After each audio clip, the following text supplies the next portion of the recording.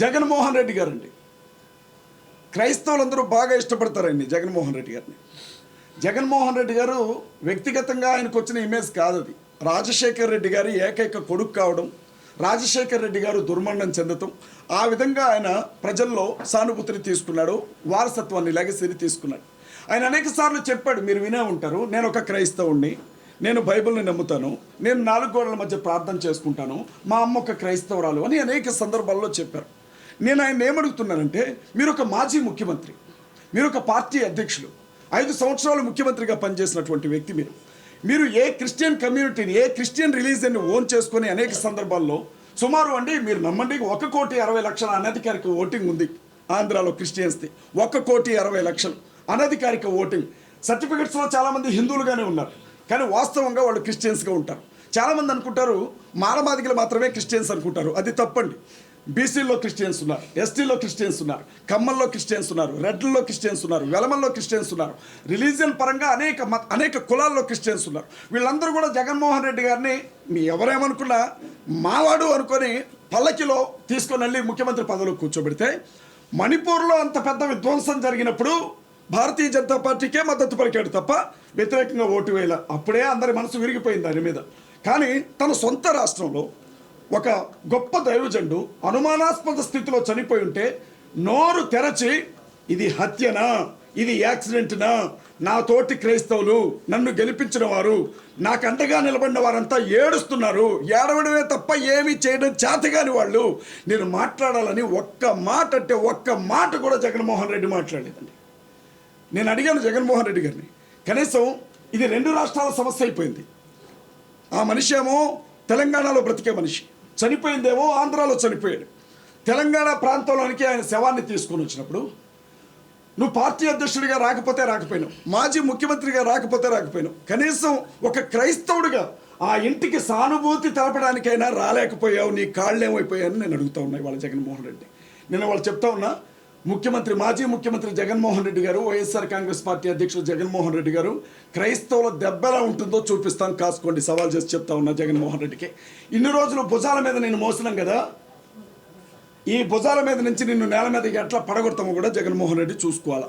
జగన్మోహన్ రెడ్డికి ఒక్క ఓటు కూడా పడనేవ్వండి మేము చెప్తా ఉన్నాం. ఆంధ్ర రాష్ట్రంలో చాలామంది అనుకుంటున్నారు జగన్ డబ్బులు ఇచ్చి మీటింగులు పెట్టిస్తున్నాడు అని అనుకుంటున్నాడు. జగన్మోహన్ రెడ్డి గారికి 2 లక్షల కోట్లు 3 లక్షల కోట్లు ఆస్తున్న మా ఆత్మగౌరవం ఉందది మాకు వెంటికితో సమానం. చేతులు చాపి వాళ్ళ దగ్గర వీళ్ళ దగ్గర డబ్బు తీసుకొని ఒక మనిషి చావుని ఉపయోగించుకోవాలనుకునే దుస్థితికి మేము ఇంకా దిగజారలేదు. జగన్మోహన్ రెడ్డి, చంద్రబాబు నాయుడు గారినైనా మర్చిపోతామేమో, పవన్ కళ్యాణ్ అయినా మర్చిపోతామేమో, పురంధేశ్వరి గారినైనా మర్చిపోతామేమో, జగన్మోహన్ రెడ్డి గారిని మాత్రం మేము మర్చిపోండి. ఆయనకి ఖచ్చితంగా రివర్స్ గిఫ్ట్ ఇస్తాం, రిటర్న్ గిఫ్ట్ ఇస్తాం. మేము ఈ విషయం చాలా స్పష్టంగా చెప్పాలనుకునే ఈరోజు మేము ప్రెస్ మీట్ ఏర్పాటు చేస్తాం. ఇంకొక విషయం చెప్తా ఉన్నాను నేను, మన తెలంగాణలో ఇక చంద్రబాబు గారి గురించి చెప్పేది ఏముందండి, మీ అందరికీ తెలుసు. ఆయన క్రైస్తవులకు ప్రత్యేకంగా ప్రేమించేవాడు కాదు, క్రైస్తవుల్ని పెద్దగా ద్వేషించేవాడు కాదు అని అంటూ ఉంటారు. కానీ వాస్తవం ఏంటంటే దళితులుగా పుట్టాలని ఎవరు కోరుకుంటారు అని చెప్పిన ఏమంటారు వాటిని, ఆ వజ్రాల లాంటి పదాలు ఆయన చెప్పినవే.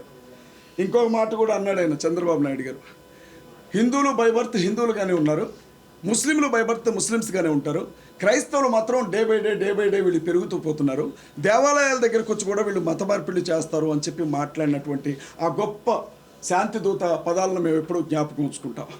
చంద్రబాబు నాయుడు గారు నిన్న కాక మొన్న వీరయ్య చౌదరి గారు ఎవరో చంపేశారు.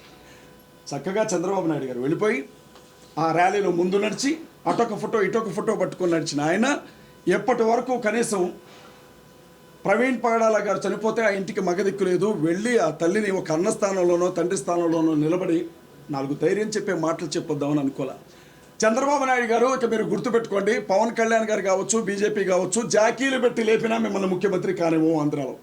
నేను చాలా స్పష్టంగా చెప్తా ఉన్నా, క్రైస్తవులందరి తరపున చెప్తా ఉన్నా, నేను ఒంటరిగా చెప్పట్లా, క్రైస్తవులందరి గుండెల్లో ఉండే బాధను చెప్తా ఉన్నా. ఎన్ని జాకీలు పెట్టినా ఎన్ని నినాదాలు చేసినా చంద్రబాబు నాయుడు గారు ఆంధ్ర రాష్ట్రంలో ముఖ్యమంత్రిగా ఉండడం ఇదే చివరిసారి. మీడియా మిత్రులకి మేము చెప్తా ఉన్నాం. రేవంత్ రెడ్డి గారండి, ఈ మాట చెప్పిన తర్వాత నేను నెక్స్ట్ నా అరెస్ట్ దగ్గరకు కూడా వస్తాను. రేవంత్ రెడ్డి గారు, మన చిలకూరు బాలాజీ టెంపుల్ చాలా ఫేమస్ కదండి, వేసాల దేవుడు అని అంటారు ఆయన్ని. ఆ టెంపుల్ పూజారి గారిని వీర రాఘవరెడ్డో ఆయన పేరేదో ఉంది, ఆయన పట్టుకొని కొడితే ప్రతిపక్షాలు కదిలాయి, అధికార పక్షాలు కదిలాయి, కేసులు నమోదు చేశారు, అరెస్ట్ చేశారు. రేవంత్ రెడ్డి గారు ఫోన్లో మాట్లాడారు, మీరు భయపడకండి రంగరాజన్ గారు, నేను మీకు తోడుగా ఉన్నాను అని చెప్పారు. నేను కాంగ్రెస్ పార్టీలో ప్రచార కమిటీ స్టేట్ కోఆర్డినేటర్గా ఉన్నానండి, ఇప్పుడు కూడా ప్రజెంట్ కూడా. ఇంకా నేను రాజీనామా చేయలేదు, ఈ వేదిక మీద నేను దాన్ని ప్రకటించబోతున్నాను.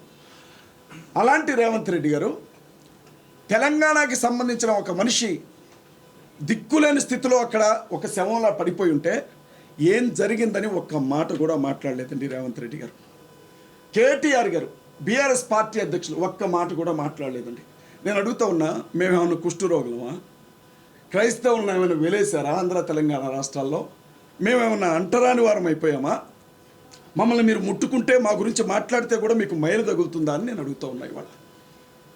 అంటే మేము ఓట్లు వేయడానికి తప్ప క్రైస్తవులు దేనికి పనికిరారు సార్, మేము పిచ్చోళ్ళం సార్. మా పాస్టర్లు ఏం చెప్తారో తెలుసా, సంఘాల్లో ఏమంటారో తెలుసా, మనకి రాజకీయం ఎందుకు అని అంటారు. మా పాస్టర్స్ ఏమంటారంటే, మన బైబిల్ మనకి చెప్పింది రాజకీయం చేయమని కాదు, ప్రార్థన చేయమని అని అంటారు.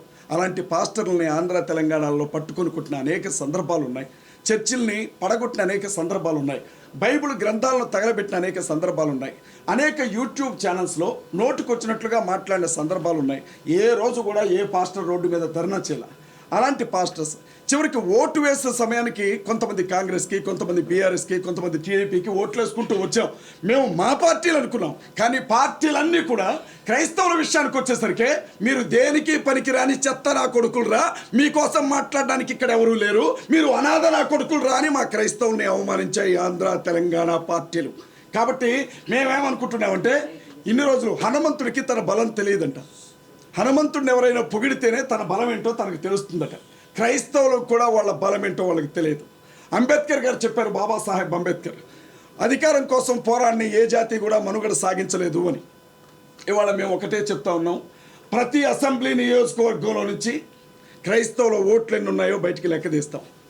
ఆంధ్రాలో, తెలంగాణలో క్రైస్తవుల ఓటింగ్ పర్సంటేజ్ ఎంత ఉందో లెక్క తీస్తాం. మా ఓట్లు మీకు వద్దు కదా, 2%తో ఓడిపోయిన జగన్మోహన్ రెడ్డి గారు జ్ఞాపకం చేసుకోవాలి. మా ఓట్లు మీకు వద్దు కదా, జస్ట్ 1%తో ఓడిపోయిన ఎమ్మెల్యేలు జ్ఞాపకం చేసుకోవాలి. ప్రతి నియోజకవర్గంలో ఉన్నటువంటి మా క్రిస్టియన్ ఓట్స్ అన్నింటినీ బయటికి తీస్తాం. ప్రజాస్వామ్యవాదులైన హిందువులకు ఏం జరుగుతుందో చెప్తాం. ఇప్పటికీ కూడా నోట్లో మూత్రాలు పోయబడుతూ అవమానించబడుతున్న దళితులకు ఏం జరుగుతుందో చెప్తాం. భారతదేశంలో పుట్టినంత మాత్రాన ఈ దేశ భక్తి ఉండదు, భారతదేశంలో పుట్టినంత మాత్రాన వీళ్ళు ఈ దేశ ప్రజలు కారు, వీళ్ళు ఎప్పుడు పాకిస్తాన్కే వస్తాదు పలుకుతారు అని మాట్లాడుతున్న ముస్లిం సహోదరులు కూడా కలుపుకుంటాం. రాబోయే ఎన్నికల్లో తప్పనిసరిగా మమ్మల్ని తొక్కిపట్టిన ఈ రాజకీయ పార్టీలను తొక్కిపట్టి నరం తీస్తాం. అది చెప్పడానికే ప్రెస్ మీట్ ఏర్పాటు చేస్తాం. ఎట్టి పరిస్థితుల్లో వదిలిపెట్టవు రాజకీయ పార్టీ. మీరు అనుకోవచ్చు, ఇది సాధ్యమేనా? రాజకీయం అంటే డబ్బుతో కూడుకుంది, కులంతో కూడుకుంది, మతంతో కూడుకుంది, ప్రాంతంతో కూడుకుంది, ఇది సాధ్యమేనా అని మీరు అనొచ్చు. అయితే క్రైస్తవులు ఎప్పుడూ ఒక గీత వెనుకుంటారు. ఆ గీత దేవుని మాట. ఆ గీత దాటి ముందుకు రారు. ప్రవీణ్ పగడాల గారి మరణం తర్వాత రాజకీయ పార్టీలు వేసిన ఎత్తులన్నీ చూసిన తర్వాత ఆ గీత తెగింది క్రైస్తవ సమాజానికి. ఇప్పుడు ఏమంటున్నారు తెలుసా? పాస్టర్స్ అంటున్నారు మేము పోటీ చేస్తాం రాబోయే సర్పంచ్ ఎన్నికల్లో, పాస్టర్స్ చెప్తున్నారు మేము పోటీ చేస్తాం రాబోయే ఎమ్మెల్యే ఎన్నికల్లో. మా ఓటు, ఒక్క ఓటు ఈ రాజకీయ పార్టీలకు పడ్డా మేము వ్యభిచారం చేసినట్లే. ఒక్క ఓటు కూడా ఆంధ్ర తెలంగాణలో వాళ్ళకి పడలేము, ఎట్టి పరిస్థితుల్లో వాళ్ళకి మా సపోర్ట్ దొరకదు అని చెప్తున్నారు. యునైట్ చేస్తాం ఖచ్చితంగా.